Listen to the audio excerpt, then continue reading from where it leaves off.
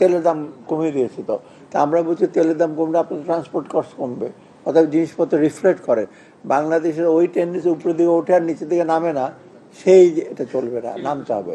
এখন থেকে আমরা যেটা করব ওটা তো ফিক্স করিয়ে দিচ্ছেন, এটা হয়তো আমরা প্রকাশ্যে আরও বেশি প্রকাশ্যে দেওয়ার কথা, তাই না? কৃষি বিপণন থেকে করবে যে কোন কোন জিনিস কী হবে। ওখান থেকে একটু হেরফের হতে পারে, অন্য কোনো কারণে হতে পারে, হয়তো এখানে দোকানের ভাড়া একটু বেশি হতে পারে, ওখানে একটু 8 টাকা 50 পয়সা বেশি হতে পারে সেটা, বাট ড্রাস্টিক্যালি যেটা খুব বেশি হবে না।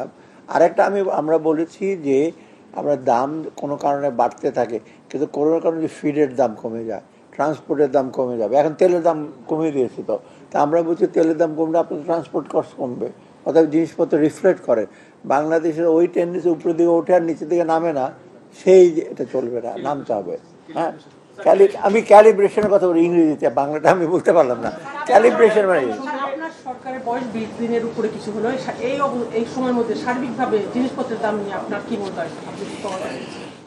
জিনিসপত্রের দাম একেবারে খুব খারাপ বা হতাশাব্যঞ্জক না। আমরা যেটা করছি এটা আপনারা এতদিনের জিনিস, এটা আগেই বললাম, বাংলাদেশ কোনো জিনিস বাড়লে ওটাতে কমানোর অনেকগুলো ফ্যাক্টর থাকে। তো এটা শুধু উৎপাদন খরচ না, অনেক রকম নেক্সার যেটা এটার সাথে এটার ইস্যু থাকে, ওটাতে একটু সময় লাগে।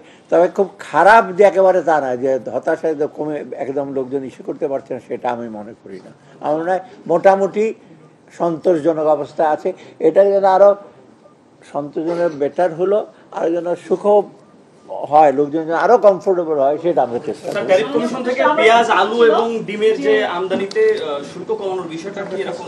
পেঁয়াজ আলু অলরেডি আমি বলে দিয়েছি কমবে, ওই অনেক 2 দিন পর জানবে পেঁয়াজ আলু কমবে।